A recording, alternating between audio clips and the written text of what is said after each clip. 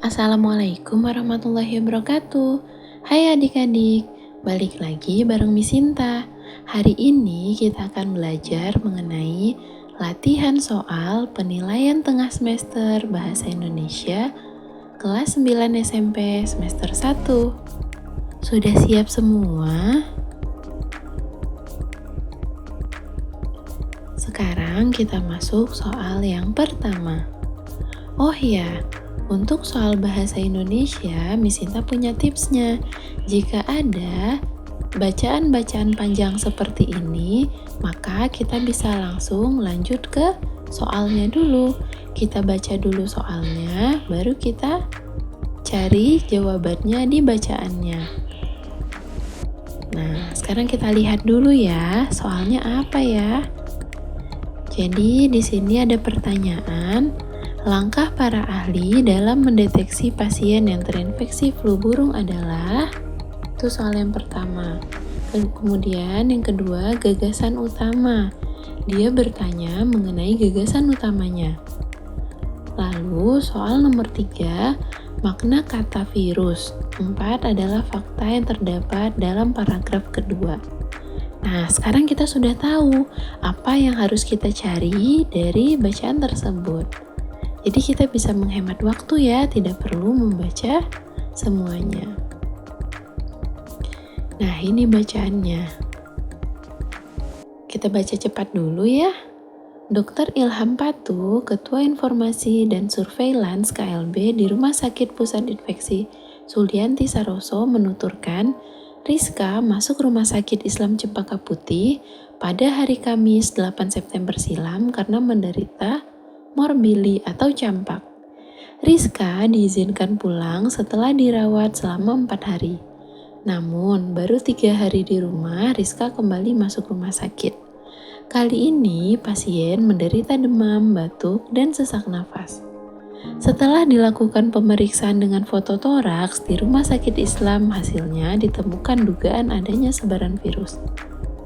Jumat 16 September, sampel darah Rizka diperiksa di laboratorium. Hasilnya terjadi penurunan leukosit. Normalnya 21.500 turun hingga 2.700. Pada pemeriksaan limfosit sudah berkurang dari 25 menjadi 13. Dengan hasil pemeriksaan itu, Rizka diduga mengidap infeksi flu burung, papar Ilham. Kita baca sampai sini tidak apa-apa ya, karena tadi pertanyaannya adalah paragraf kedua. Nah, di sini dia bilang langkah para ahli dalam mendeteksi pasien yang terinfeksi flu burung. Ini sebenarnya jawabannya sudah ada di paragraf kedua, yang bagian ini. Di sini ada opsi A. Dokter melakukan pemeriksaan dengan fototoraks. B. Mereka memeriksa contoh darah pasien. C. Dia memeriksa tekanan darah pasien. D. Mereka memeriksa suhu tubuh. Jadi, apakah dengan fototoraks, kemudian memeriksa contoh darah, tekanan darah, atau suhu tubuh? Nah, jika kita lihat dari ceritanya, di sini, fototoraks ini dilakukan menghasilkan dugaan adanya sebaran virus, jadi masih dugaan, belum bisa memastikan. Akhirnya jawabannya bisa dipastikan apakah benar-benar ada virus atau tidak setelah dilakukan pengecekan sampel darah. Jadi setelah sampel darah si Rizka ini diperiksa, barulah diketahui ternyata leukositnya menurun dari 21.500 sampai 2.700 yang mengindikasikan ternyata ada infeksi di dalam tubuhnya. Jadi, langkah para ahli dalam mendeteksi pasien yang terinfeksi flu burung adalah dengan memeriksa sampel atau contoh darah pasien. Maka jawaban nomor 1 adalah B. 2. Gagasan utama paragraf kedua. Ini paragraf kedua masih ini ya. Tadi kan ceritanya kan setelah fototoraks, kemudian sampel darah, kemudian barulah dihasilkan ternyata Rizka diduga mengidap infeksi flu burung. Maka jawabannya adalah A, diduga mengidap infeksi flu burung. Jadi gagasan utamanya yang A ya, yang penurunan limfosit, kemudian hasil pemeriksaan dengan fototoraks, dan juga para ahli menganjurkan warga tidak perlu panik. Yang bagian D tidak ada ya, yang bagian B dan C ini merupakan bagian dari pendukung gagasan utama pada paragraf kedua.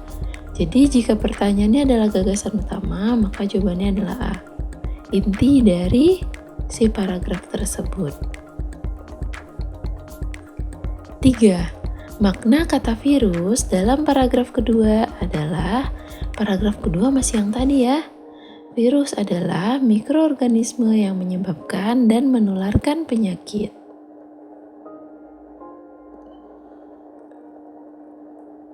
4. Fakta yang terdapat dalam paragraf kedua teks tersebut adalah A. Dugaan adanya sebaran virus di tubuh, B. Rizka diduga mengidap infeksi flu burung, C. Warga tidak perlu panik, D. Terjadi penurunan leukosit pada tubuh Rizka.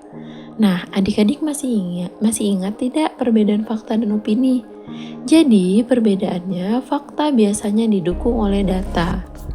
Dan ada data-data yang tidak bisa dibantah. Jadi benar-benar bersifat objektif. Jadi kalau dari opsi A, B, C, dan D yang termasuk fakta adalah D. A, B, dan C ini masih dugaan. Dugaan berarti belum fakta ya. A ada kata-kata dugaan, B ada Rizka diduga, yang C warga tidak perlu panik atau takut, tidak ada bantuan dari data. Sedangkan yang D terjadi penurunan leukosit itu ada datanya, yang awalnya 21.500 turun hingga 2.700. Maka itu pasti fakta karena tidak bisa dibantah. Ingat ya, fakta tidak bisa dibantah. Bersifat objektif mutlak benar. Tapi jika opini atau pendapat masih bisa dibantah. Oke? Sekarang kita lanjut soal nomor 5.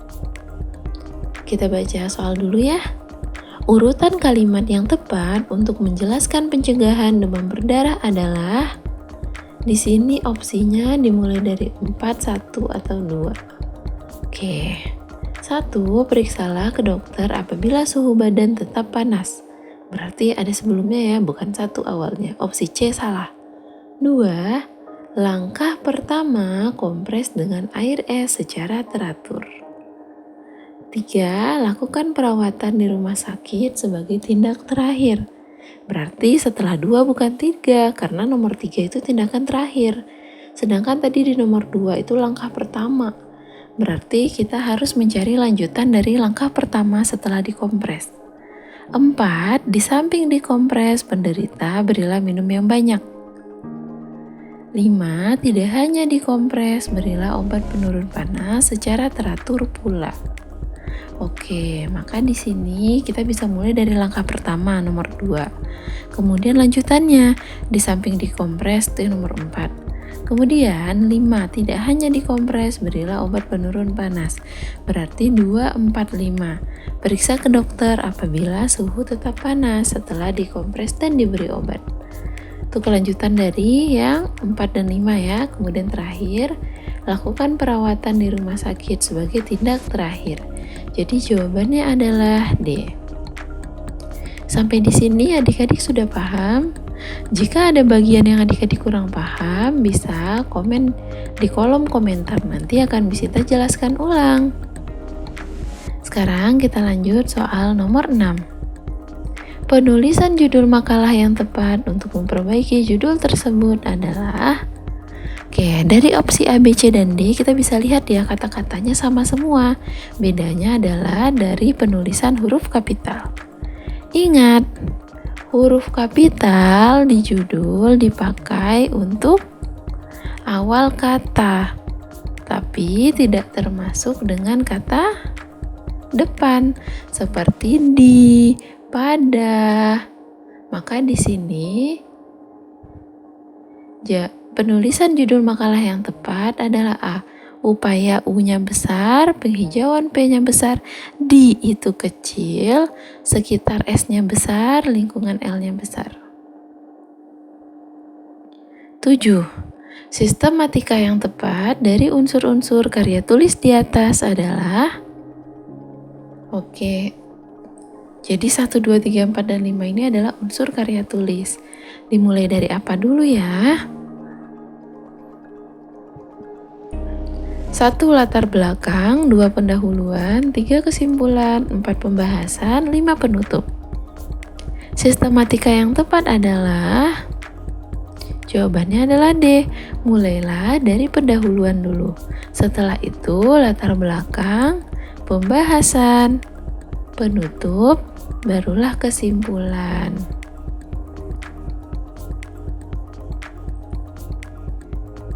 8. Hal-hal yang merupakan pendahuluan dalam karya ilmiah adalah sebagai berikut. Kecuali.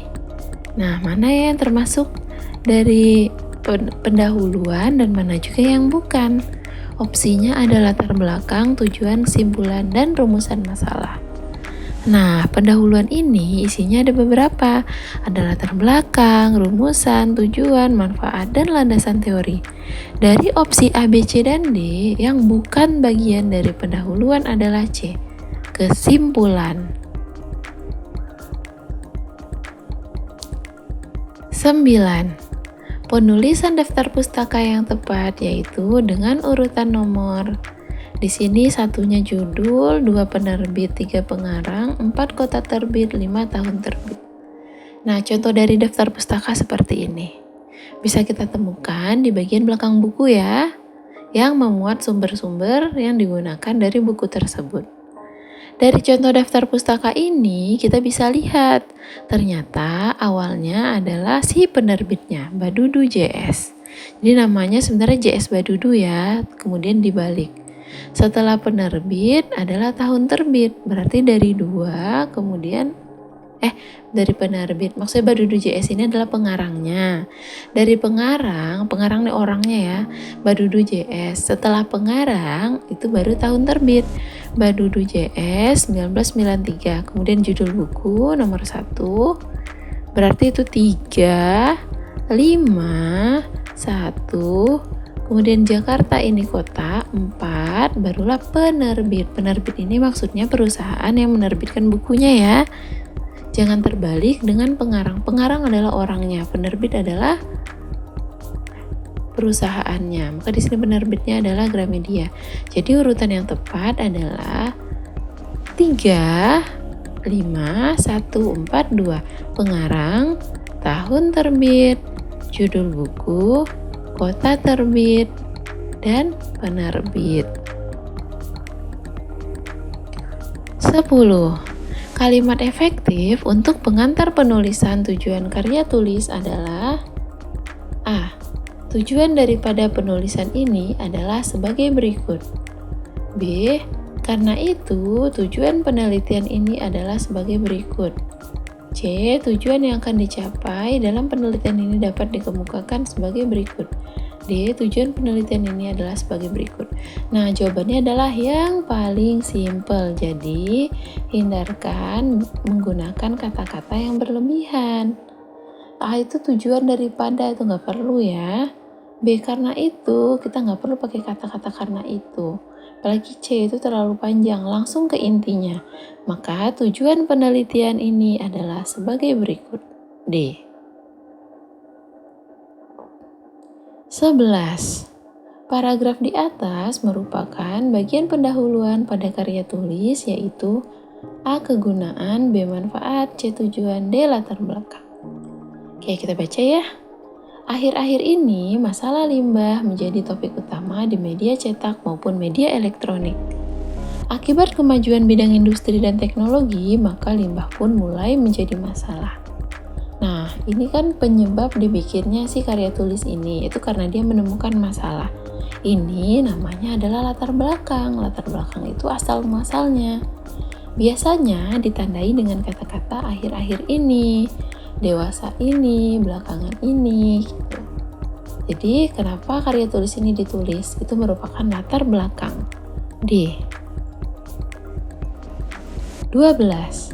Pernyataan berikut merupakan ciri karya tulis ilmiah kecuali A. Menggunakan pola pikir ilmiah, B. Disusun secara sistematis, C. Berdasarkan fakta hasil pengamatan, D. Bersifat subjektif. Mana ya yang bukan? Pertanyaannya kecuali, berarti kita cari yang bukan. Ciri karya ilmiah ini ada beberapa. Yang pertama, sistematis. Sistematis maksudnya berurutan ya. Tidak boleh kesimpulan dulu, baru pembahasan. Itu nggak boleh. Harus berurutan. Kemudian harus sesuai akal sehat dan juga sesuai nalar. Jadi benar-benar harus logis. Lalu datanya harus objektif, teruji kebenarannya secara empiris. Jadi benar-benar dapat dibuktikan. Argumentasi teori yang benar, sahih, dan relevan. Jadi, pendapat-pendapat yang kita kemukakan itu harus benar dan juga relevan dengan topik. Dan mengaitkan argumentasi empirik dan argumentasi teoritik. Jadi, sesuai dengan pengalaman atau percobaan dan juga sesuai dengan teori. Maka di sini yang bukan merupakan karya tulis ilmiah itu adalah D. Bersifat subjektif karena harusnya sifatnya objektif. Kalau subjektif ini masih bisa dibantah ya, kalau objektif tidak. 13. Suatu pidato akan berhasil baik jika dilakukan persiapan berikut ini, kecuali A. Membuat kerangka pidato, B. Mengumpulkan bahan, C. Memilih masalah yang tepat, D. Menghargai perbedaan pendapat. Nah, di sini persiapan kecuali. Jawabannya adalah D. Menghargai perbedaan pendapat bukan persiapan, karena persiapan ini adalah sesuatu yang kita lakukan sebelumnya. Maka jawabannya adalah D. 14. Tabel tersebut merupakan bagian titik-titik dari teks laporan percobaan. Nah, di sini bisa dilihat ya. Bahannya bakso, kegunaannya ini, bahannya somai, kegunaannya ini. Maka ini berarti tabel tersebut merupakan bagian bahan. Kalau alat, dia lebih ke misalnya blender, atau misalnya mangkok, gitu, atau misalnya tabung, itu adalah alat. Kalau bahan, bakso, larutan, gitu. Objek dan tujuan sudah pasti salah ya. 15. Percobaan tersebut bertujuan untuk menguji kandungan. Di sini kita sebenarnya bisa tahu dari kegunaan setiap bahan. Bakso sebagai objek, siomay sebagai objek yang kediamati. Kemudian larutan formaldehid, larutan untuk menguji kandungan formalin. KMNO4 juga formalin, etanol untuk menguji boraks. Maka bertujuan untuk menguji kandungan formalin dan boraks pada makanan. Tepatnya makanannya adalah bakso dan somai. Nah, adik-adik, kita baru saja menyelesaikan 15 soal latihan PTS Bahasa Indonesia kelas 9 semester 1. Untuk soal ini, Miss Sinta bagi 2 ya. Jadi, nanti akan ada bagian 2-nya untuk soal nomor 16 sampai 30. Jangan lupa ditunggu bagian 2-nya. Like, komen, dan juga subscribe. Nyalakan loncengnya agar adik-adik tahu ketika bagian 2-nya Miss Sinta upload. Jika ada yang adik-adik kurang mengerti, bisa adik-adik komen di kolom komentar dan juga bisa request pelajaran apa yang mau kita bahas selanjutnya. Kalau begitu, Miss Sinta pamit dulu ya. Sampai ketemu lagi di bagian 2. Bye adik-adik.